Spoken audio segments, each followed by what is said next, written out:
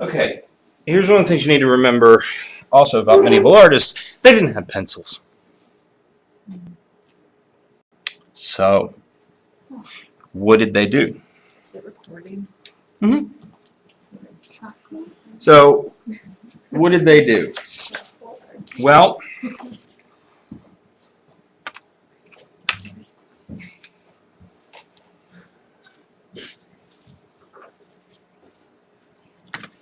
they use what was called a lead tin style. Now, the directions for making this yourself can be found in this book, Il Libro dell'Arte, by Cennino de Andrea Cennini. It's the craftsman's handbook. And it gives specific instructions for nearly anything. How you should practice drawing with a pen. How to learn to cut the quill for drawing. How the green tint is made on paper for drawing and the way to temper it. How you should tint paper turnsole color. How you should tint paper with an indigo tint. How you should tint papers. To make an imitation of azurite with other colors. How to make cement for mending dishes of glass. Everything. Making gesso, applying gesso. That book is a lot smaller in size than I would have expected. It is very specific, though. And in here, it tells you how lead tin style is made. Now, when you look at lead tin styles, and this is a crude one that I made. Okay? Now, to sharpen it, you need a hammer. Wow. So, in order to, and you would need a little bit harder surface here, but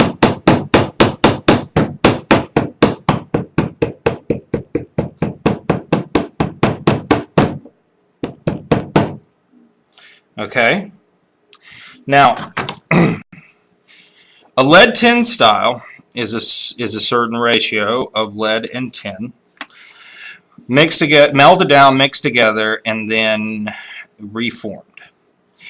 And it produces, now on regular paper, it'll produce something along the lines of a 4H.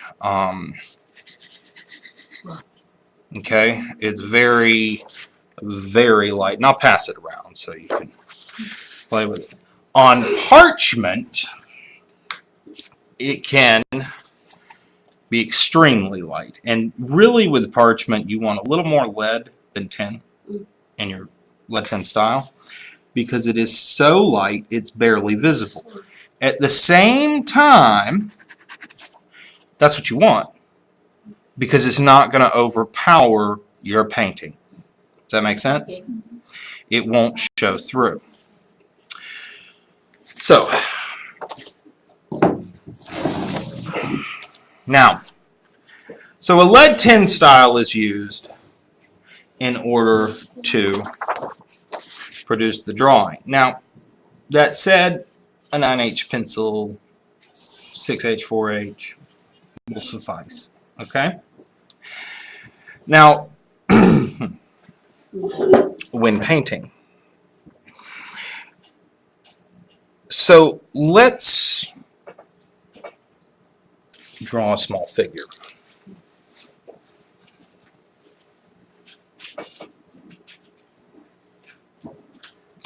I'm going to run with a 6H.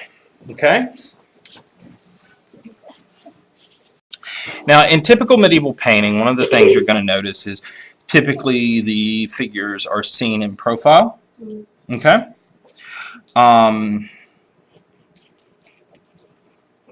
There are usually kind of certain exaggerations to the nose.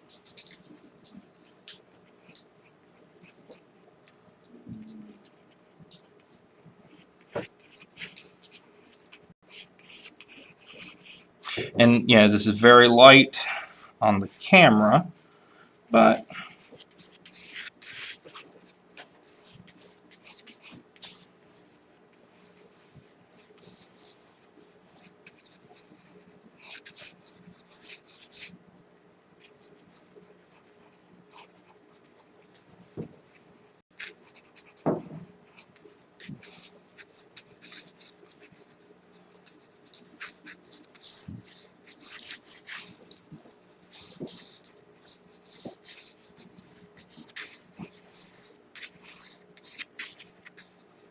now we'll go for maybe what could be considered a little more of an angelic figure. Hands were often larger and a little more exaggerated.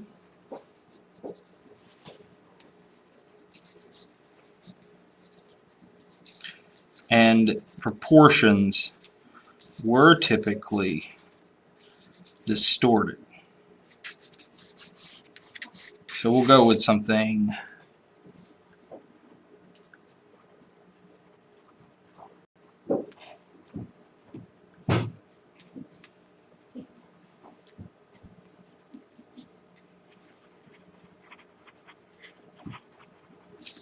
like so. Okay. So now we have, and if I can get up in the light, you can kind of see the figure a little bit better. Okay. Did she just have her hand out? Yeah, that's all. So, remember what I said. You use the 1-to-1 in order to create the main color. Okay? So, in this case, I'm going to go with this. And this is sat long enough to be just the right consistency.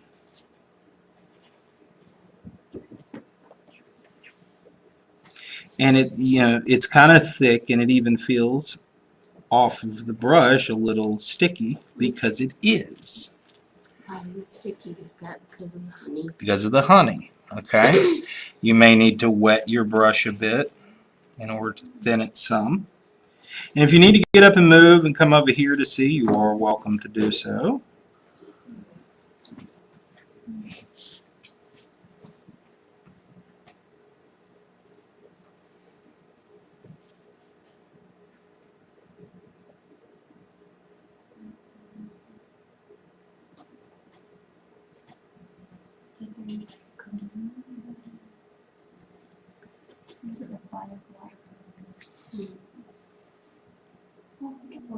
Depends on how much you thin it as far as how it applies.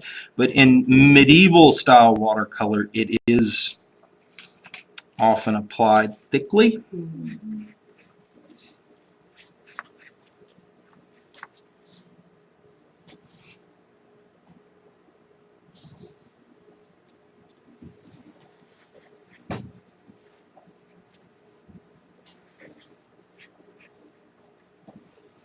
Now, for the sake of time,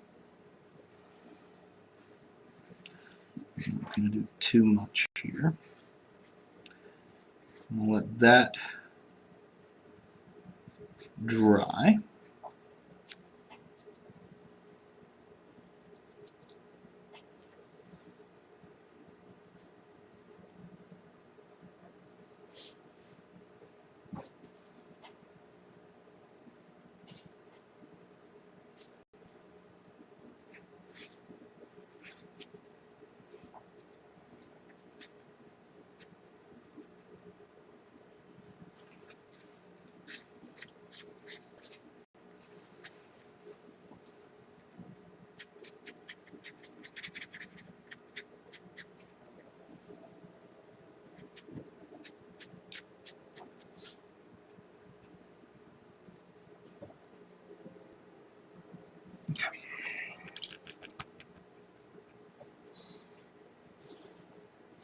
Now, as you can see, I've already got some colors pre-mixed here. So all I have to do is reactivate it. Somebody move the mouse on that, please. Yeah. Okay, thank you. All right. And I mean, to give you an idea, this paint has sat in this for a year, Wow. and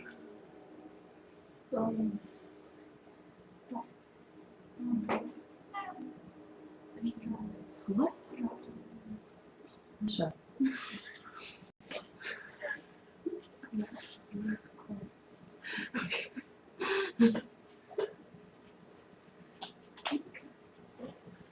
What?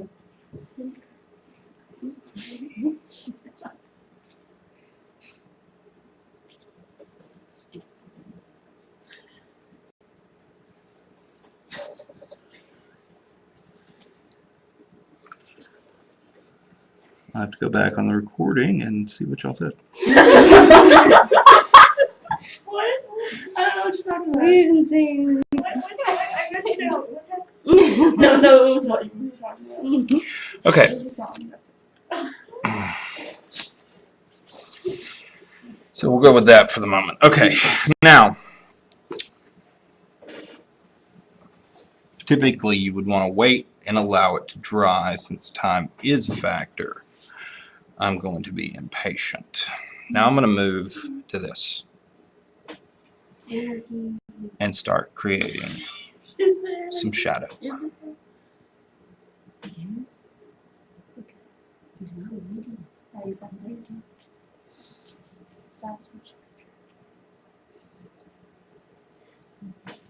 Are you making shadow? Paint. Yes. What?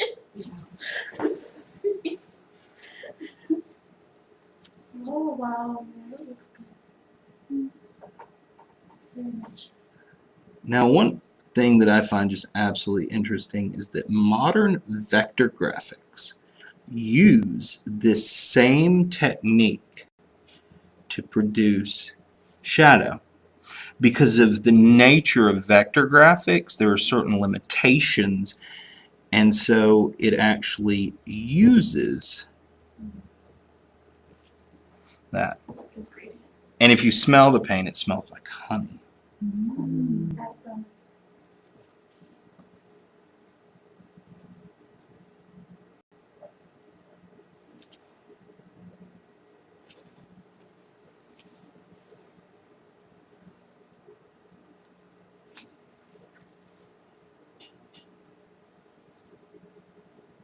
And like I say, if I'd waited, some of this would really stand out a lot better. But I think you get the idea there. And that's just using a non-tinted green. Now,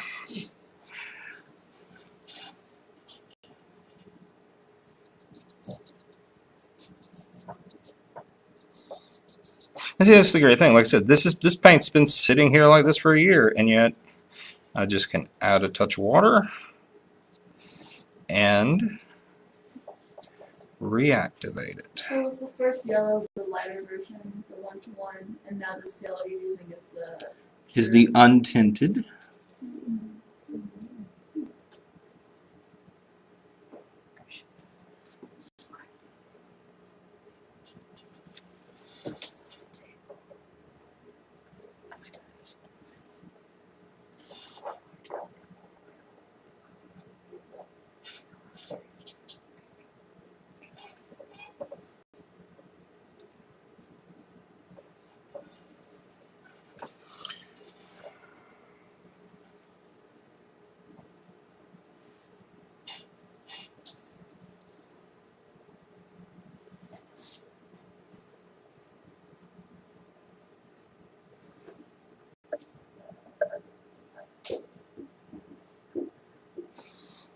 Okay.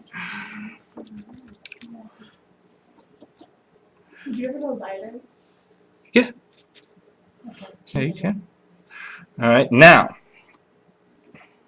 as I said, you can use black. That's fine.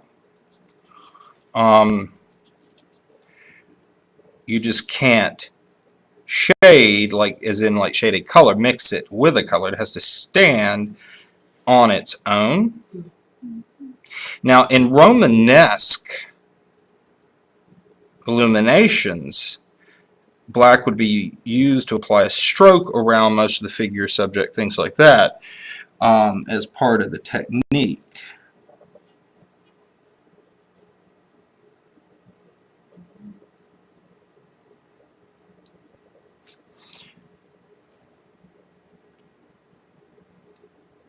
Notice I roll it to try to get a little bit of a point.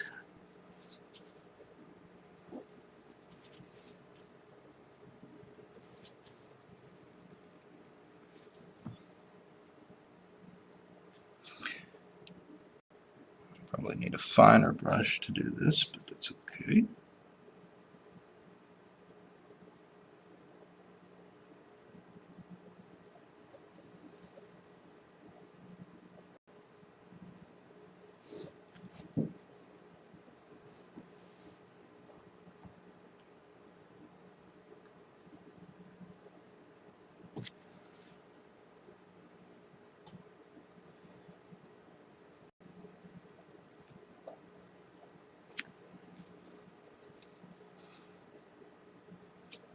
You said that they had oversized hands, but that doesn't look oversized. No, not in this, but typically in an example.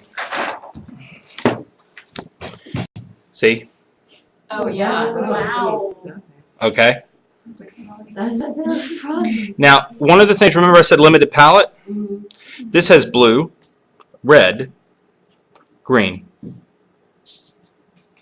minium orange, and that's it.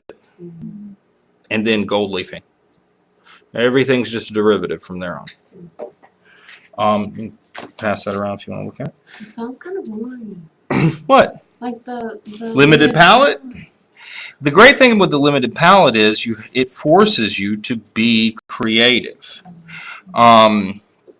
So you have to get creative with it. Not that one. There we go.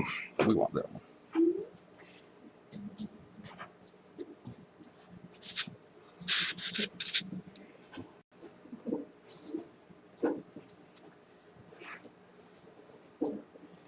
Now, let's use the wonder of complementary colors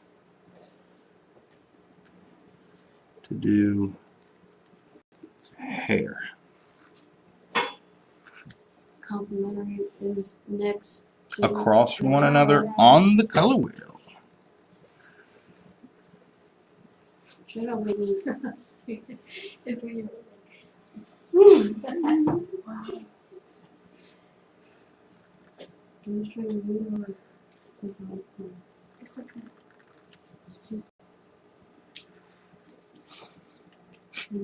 Now, here's one of the things that I really love about this entire process. Every bit of this paint I made. I made it. From pigment and binder to application. And so it kind of has a quality when you apply it of there's a certain, I guess for lack of a better word, intimacy to the application of the paint because you made it.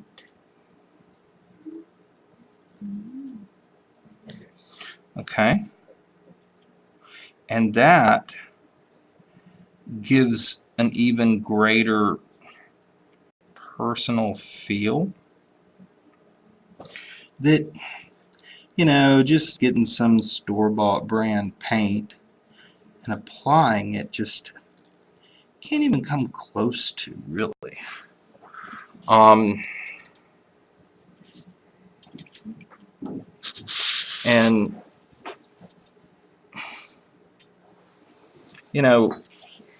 it gives it a quality that puts more of you in it than just painting it. And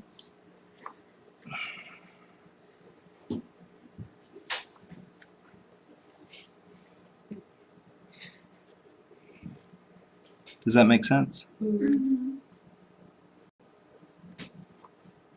But as you heard me say before, you need to love the medium that you're using. And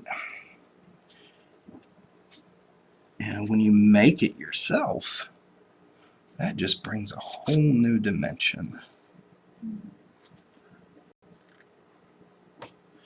that really you can't replicate. And the great thing about this technique is, in theory, if you have honey, you have a fruit tree, and you have red Georgia clay, you can make red. Like, for example, at Montessori Macon, where my daughter goes, they used to keep bees. So theoretically, and they had some fruit trees, so therefore they could just literally source everything they needed for their paint right there on site. That's cool. I had a friend who used to teach there. In Montessori. Yeah, Lindsay. She used to teach French class. Yeah, that's cool.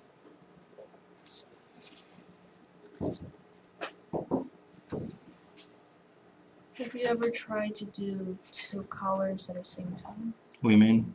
Like on one brush, but like the top is the darker color? In this technique, Mm-hmm. well, I mean, outside of the fact that it is a little bit of a violation of the ideology of it,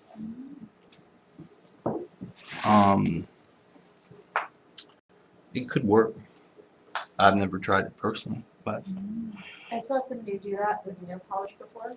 But that will be really smooth, Yeah. the transition. Because there was a lady that did a video where she did red on one part of the nail polish brush and black on the other, and she made roses that looked like real roses on her fingers. It's really cool.